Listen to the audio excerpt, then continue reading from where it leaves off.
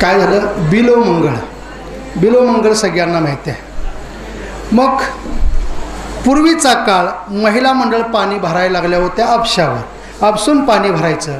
पाणी भरायला लागल्या तो बिल्वमंगळ ती गृहिणी पाणी घेऊन चालली, एक डोक्यावर कळशी आहे, एक काकेत कळशी आहे, ती वाटणी चालली. तो बिल्वमंगळ त्या स्त्रीच्या पाठीमागं चालला. पुढं स्त्री चालत्या, मागं स्त्री बघत्या. अनवळखी व्यक्ती आपल्या पाठीमागं कोणतरी त्या समाचार घेतला पाहिजे, ती जरा पाय उचलून चालायला लागली. तो तिच्या पाठीमागं बिल्वमंगळ लागले. ती गृहिणी घरात आली, हंडा ठेवला, कळशी ठेवली आणि मालकाला सांगितलं, अनोळखीची व्यक्ती माझ्या पाठीमागं कोणतरी यायला लागल्या, समाचार घ्या त्याचा. समाचार घ्या म्हणल्यावर एक मोठी काठी घरातले काढली. आबा काठी घेऊन धावले. विचारलं, कोण तू, कशासाठी आलास? एक नाही, दोन नाही, अरे तुला विचारतोय, कशासाठी आलास तो? ती मनातल्या मनात विचार करू लागला. आपण पायानं आलो, डोळ्यानं बघितलं आणि डोळ्यानं या ठिकाणी आलो, पायानं चालत आलो. शिक्षा डोळ्याला झाली पाहिजे म्हणून त्यानं हात जोडलं. किती जरी माणूस गरम झालेला असला, हात जोडले की निम्मा पारा त्याचा खाली येतो. हात जोडले आणि सांगितले, एक करा, काय 2 दाबणे आणून द्या मला. 2 दाबणे आणून द्या म्हणल्यावर त्या गृहस्थाला वाटलं कशाला तर दाबणे पाहिजे असतील म्हणून सर आतनं ती दाबणे घेऊन आली. 2 दाबणे त्या बिल्वमंगळला दिले. 2 दाबणे घेतली आणि डोळ्यात खुपसून टाकली. डोळे घालवले, डोळे गेले का? डोळ्यानं आणली, शिक्षा डोळ्याला झाली पाहिजे. मग त्याचं नाव त्यांचं नंतर सुरदास पडलं नाव. मग बिल्वमंगळचं नाव सुरदास नाव पडलं. अंध झाले आणि ते अंध झालेले ते रस्त्याने निघाले. रस्त्याने जात असताना त्या सुरदासाचा रस्ता चुकला. रस्ता सोडून खाली गेले आणि खाली गेल्यानंतर पुढे गेल्यानंतर एक विहीर होती आणि विहिरीत पडणार जाणार. तेवढ्यात देव भगवंत आले गुरु राखायच्या वेशात. अरे पुढे विहिरा आल्या, तरी ते पुढे चाललं. अरे विहिरा म्हणतोय तर पुढे. त्या सुरदासानं ओळखलं होतं ही देवच आहे आणि देवानं जर आपल्याला हाताला धरायचं असेल, वाटेला लावायचं असेल तर आपण पुढंच गेलं पाहिजे. मग देव म्हणायला लागले, अरे तू बहिरा आहे का, काय तुला ऐकायला येत नाही का? अरे पुढे विहीर आहे, तरी चाललं. देव धावले, हाताला धरलं, वळवलं, रस्त्याला लावलं. पडियो देह भाव पुरविवासा, मागे पुढे उभार आरी आघात निवारा. योग क्षमत्यांचा जाणे जड भारी, वाट दावी कर धरून या.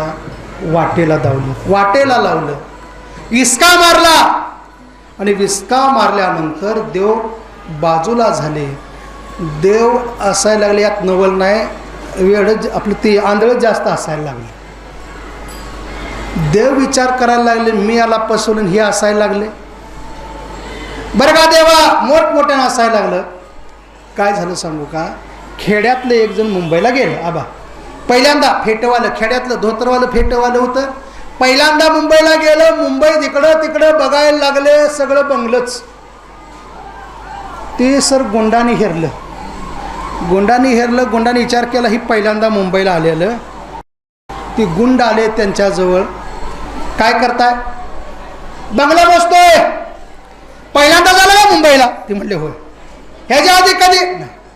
मुंबईचा नियम माहित नाही का तुम्हाला? काय काय करताय तुम्ही? बंगला मोजतोय. किती मोजले? 20 मोजले. 20 रुपये काढा. एका बंगल्याला 1 रुपया. 20 रुपये त्या गुंडाच्या हातात दिलं. गुंड शिट्टी मारत गेले. पर फेटवालं मोठमोठ्यानं असायला लागलं. ती रिक्षेवाल्यानं बघितलं. रिक्षावालं विचार करायला लागले, गुंडानं तर या वारकऱ्याचं 20 रुपये नेलेत, गुंड शिट्टी मारत गेला ही खरं आहे, परंतु वारकरी का असायला लागलं, फेटवालं का असायला लागलं, मोठमोठ्यानं असायला लागलं. रिक्षेवाले रिक्षातनं उतरून आले. विचारलं, बाबा काय अहो तुमचं 20 रुपये त्या गुंडाने नेलं, तुम्ही का असता? जाऊ द्या आपण असता का? जाऊ द्या का? मला वाटलं मुंबईतली का शहाणी असतली का? सगळीच वेडे निघाले. कसं काय? मी 50 मोजले, 20 म्हणून कळलं का नाही? त्याला 4G 5G वापरा. तसं ती देवाचा आवाज आला. ती देव तिकडं असायला लागले, त्यात नवल नाही. इकडं सूरदास मोठमोठ्यानं असायला लागले. त्यावेळेला देव म्हणतात, सूरदास तू का असतो? बरं का देवा, मी त्याच्यासाठी असतोय की मी रस्ता सोडून चाललो होतो, तू माझ्या हाताला धरलं आणि रस्त्याला लावलं म्हणून मी असतोय. का? भगवान परमात्मा भक्ताला रस्त्याला लावतो, रस्ता धावतो, वाट लावतो. आपण कशी वाट लावायची तुम्हाला सांगायला लागत नाही. ती वाटेला लावलं म्हणून तुकोबराय सांगतात, योग क्षमत्यांचे जाण जड भाव वाट दावी कर धरून मन पडे देह भाव पुरवी वासना अंती ते आपणा पाशिन्यावी.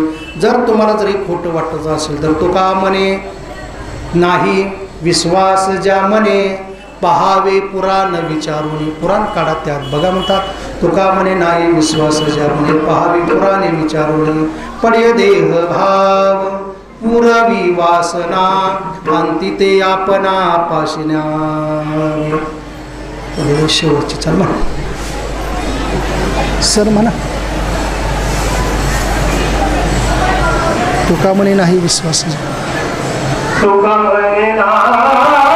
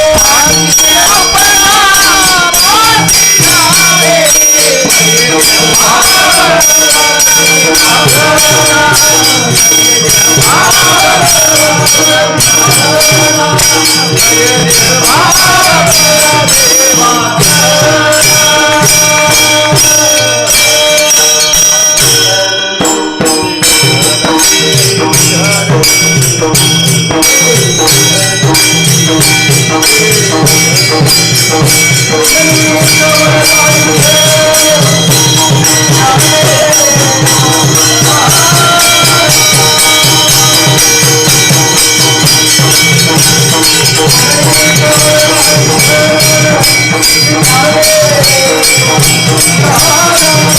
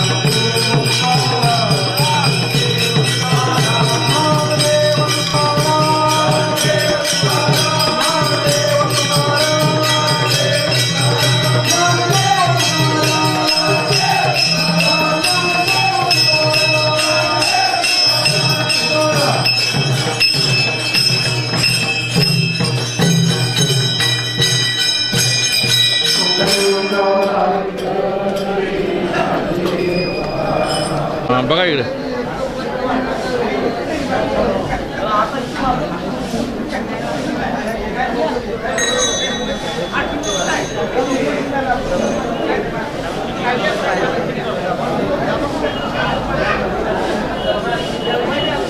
ओके. आज पंढरपूर रायाजी महाराज मठ, डालगावकर रायाजी महाराज मठ या मठामधले आम्ही सर्व वारकरी आणि टाळकरी मंडळी, सर्व भक्त मंडळी आम्ही परंपरेपासून इथं भजन कीर्तन सेवा केली जाते आणि जेव्हा केल्यानंतर मेवाही मिळत असतो. बरोबर आहे का तात्या? हां, आता आमचे सभापती तात्या एक दोन शब्द सांगतील.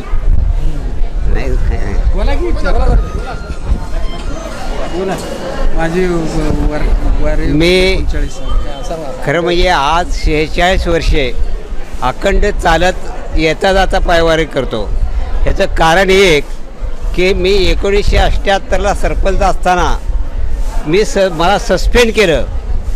ज्यावेळा सस्पेंड झालो त्यावेळा खरं म्हणजे मी ह्या पायवारीत मी खरं म्हणजे डोक्यावर परिणामदार यासारखा होऊन मी ह्या वारीला आलो. गाडीत बसल्यानंतर गाडीत झोपलो होतो त्यावेळा मला विचारलं की तुम्ही इथं का झोपला आहे. तर त्यावेळा ते दशरथ कदम म्हणजे काय माहीत आहे का, चोरान पैसे थोडं खाल्लं पाहिजे जो सस्पेंड झाला. तर मी म्हटलं एक पैसासुद्धा खाल्ला नाही, पण म्हणा माझ्या दैवाला आले राई बाबाचा बुक्का शिवता का, पैसे खाल्ले नाहीत म्हणून तुम्ही बुक्का शिवता का. तर त्यावेळा मी खरं म्हणजे त्यावेळा सदाशिव यादव म्हणून करता एक माणूस होता, ते काय म्हणले की राई महाराजाचा बुक्का जर शिवला तर माणूस जगत नाही. तर मी त्यावेळा काय म्हणते, मी पापी जर असेल तर माझ्यासारख्या पापी माणसाने खरं म्हणजे ह्या दरबारात येऊ नये. तर मी पापी असेल तर मला खरं म्हणजे राई महाराजानं मला हे पुढल्या वर्षापर्यंत जिवंत ठेवणे. आणि जर मी पापी नसेल तर माझं पद 1.5 वर्षानंतर 1.5 महिन्यात परत आलं पाहिजे.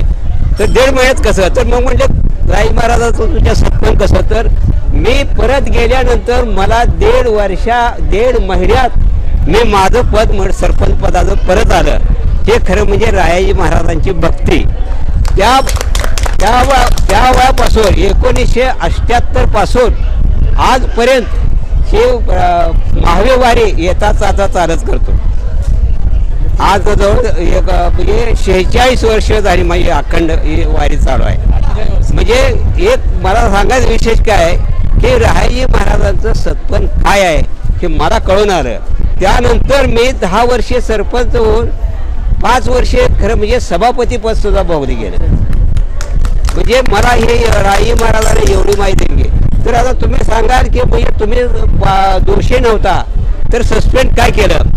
तर मी खरं म्हणजे सोसायटीचा व्हाईस चेअरमन होतो आणि व्हाईस चेअरमन असताना सेल्समननं भ्रष्टाचार केला आणि त्याच्यावर कारवाई करण्याकरता खरं म्हणजे ग्राम सोसायटीने ठराव केला की चेअरमन व्हाईस चेअरमनना अधिकार द्यावा म्हणून. पण त्याच्यावर आम्ही कारवाई केली नाही. ऑडिटरने शेरा मारला की ह्यांच्याबरोबर कारवाई केली नाही याचा अर्थ चेअरमन व्हाईस चेअरमनने भ्रष्टाचार केला. त्यामुळे खरं म्हणजे आम्ही आमच्यावर केस घातले, गुन्हा दाखल केला आणि त्यावेळा ग्रामपंचायत. महाराज, आपल्या रायाजी महाराज मठाबद्दल तुम्ही 2 शब्द सांगावं. सर्व वारकऱ्यांना अशी वारकऱ्यांची विनंती आहे. श्री सद्गुरू रायाजी महाराज ढालगावकर, आपली परंपरा रायाजी महाराजापासून आमची 8वी पिढी आहे आणि आमच्या मुलांची 9वी पिढी. मग पहिल्यापासून जवळजवळ 7 पिढ्या झाली ही परंपरा चालू आहे आपल्या वाड्यामध्ये, आपल्या मठामध्ये. मग प्रत्येकाची 7 गावं आपल्या मानाचे आहेत. आगळगाव असेल, झोरेवाडी, जाधववाडी, कडलास, पायापाची वाडी, खंडेराजुरी आणि जे बाकीचे जे काही वारकरी मंडळ आहेत ते महिन्याला 3 दिवस राहून सेवा करतात. आता प्रत्येक वर्षी पाऊस असतो या वारीला, तर या वर्षी पाऊस नाही तर लोकांचं वातावरण कसं वाटतं? जरा थोडी भाविक भक्त म्हणजे थोडी नाराज आहेत. एक तर 1 महिना पाऊस लेट झाला, त्यात लोकांची पेरणी नाही आणि त्यामुळं वारकरी भाविक भक्त म्हणजे सध्या नाराज आहेत. तरी पांडुरंग काय करेल ते करेल, त्याच्यावर सगळं वारकऱ्यांनी सोपवलं. आषाढी वारी आहे जगातली सगळ्यात उत्तम आणि त्याच्यामध्ये तुम्ही देवाला काय साकडे घातलं? देवाला एवढंच सांगितलं की ही जी आपली परंपरा, ही सेवा आहे, ही अशीच चालावी, अखंड चालावी, ही भगवान परमात्म्याच्या चरणी प्रार्थना, सगळी सेवा चालावी. पहिली त्यावेळी तुम्ही म्हणजे तुमचे वडील होते तर त्यावेळीची संख्या आणि आता संख्या काय फरक आहे वारकऱ्यांची? तसं आमच्या रायाजी महाराजांच्या परंपरेमध्ये, घराण्यामध्ये थोडं श्रेय आमच्या आजोबाने घेतलं, राजाराम बुवा म्हणून होते आजोबा त्यांनी, आणि जास्त समाज आमचे वडील वैकुंठवासी बबन महाराज ढालगावकर दादा यांनी जास्त समाज वाढवला. आणि त्यातनं सुद्धा आता जे मी जरा पुढं चालवतो आहे वारसा, आमचे बंधू असतील वगैरे घरातील सर्व, त्यांनी थोडा समाज वाढलेला आहे. पिढीला आता जरा थोडीशी व्यसनाधीन बनणं लागले. मोबाईलच्या जमान्यामध्ये जास्त लक्ष दिलं जात नाही. भजन कीर्तनाकडे लोक वळत नाही नवीन पिढी. तर त्याबद्दल तुम्ही काय सांगा? त्यांना एवढंच की मोबाईलवर थोडं लक्ष कमी देऊन, जेवढी काय आषाढी वारी चालत आळंदीत नसते पंढरपूरला, आणि कार्तिकी वारी पंढरपुरातनं आळंदीला चालत असते, या तरुण मंडळींनीसुद्धा या वारीकडे लक्ष द्यावं, वारीला यावं, चालत जावं, ही एवढीच विनंती त्यांना मी करतो. यावं यावं, या रे लहान थोरं, याची भलती नारी नर, सर्वांनी यावं. घरात मुलांच्याकडे कसं लक्ष द्यायला पाहिजे? त्यांना सांगायला पाहिजे की बाबा थोडं आपला जो वारसा हा महाराष्ट्र, आपली महाराष्ट्र भूमी आहे, ही संतांची भूमी आहे, आणि आपणसुद्धा थोडं मोबाईलवर लक्ष कमी करून जेवढं काय थोडं परमार्थ करता येईल, 70% अभ्यास केला तरी चालेल, 30% परमार्थाकडे लक्ष दिलं तरी चालेल, हे एवढं त्यांना आपण सांगू. तर आत्ताचे लोक मला सांगा, आईवडिलांना सांभाळत नाहीत आणि आश्रम काढले, तर हे आश्रम मला कसं वाटतं? म्हणजे आश्रम मुलाने आपल्या आईवडिलाला सांभाळावं, जेणेकरून त्या वृद्धाश्रमामध्ये आपले आईवडील जाऊ नये याची काळजी मुलांनी घेतली पाहिजे. त्यासाठी संत वाङ्मयात यावं लागेल, त्यासाठी ज्ञानेश्वरी वाचावं लागेल, त्यासाठी रामकथा ऐकावं लागेल, रामकथा वाचावं लागेल. रामकथा वाचली, ज्ञानेश्वरी वाचली की ती मुलं आईवडिलाला वृद्धाश्रमात पाठवून देणार नाहीत. व्यसनादी मुलं मग परमार्थामध्ये जर त्यांनी ओढ लागली, परमार्थात जरी ते आले, परमार्थात आल्यानंतर एकदा संतांच्या संगतीत आल्यानंतर त्यांचा उद्धार होईल, ते वाया जाणार नाहीत. त्यांनी यावं संत संगतीत. आषाढी एकादशी आणि जगात सर्वश्रेष्ठ म्हणजे विठ्ठल रुक्मिणी मंदिर आणि ख्यातनाम सगळीकडे पसरलेलं, भारतामध्ये सगळ्यात उत्कृष्ट. आज परदेशातून इथून म्हणजे 16 देशांचा दौरा करून इथं परदेशी दिंडीसुद्धा आली. एवढं सगळ्यात आवडतं आणि जास्तीत जास्त सगळ्यांच्या आवडीचा देव म्हणजे विठ्ठल रुक्मिणी. आणि ते त्यांच्या आज जत्रा म्हणा, यात्रा म्हणा, अगर मोठे उत्सव म्हणा, कोणत्याही भाषेत जर बोललं तर पंढरपुरामध्ये इतकी नगरी गच्च भरले की सकाळपासून आम्ही बघतो तर चंद्रभागे तीरामध्ये फुल गर्दी. चालायला म्हणजे इतकं म्हणजे तटस्थ. आणि त्याच्यामध्ये यावर्षी पोलीस बंदोबस्त पण चांगला होता आणि सगळ्यांची सोय पण केली पंढरपुरामध्ये. आता आपण रायाजी महाराजांच्या मठामध्ये आहे, हे ढालगावकर मंडळी.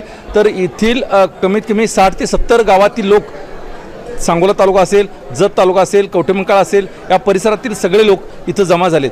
तर याच्यामध्ये आपण कीर्तन ऐकलं, कीर्तने सेवा ऐकली आणि त्याच्यामध्ये उद्बोधक चांगले संस्कार कसे लावावे हे कृष्णाजी महाराज यांनी सांगितलं.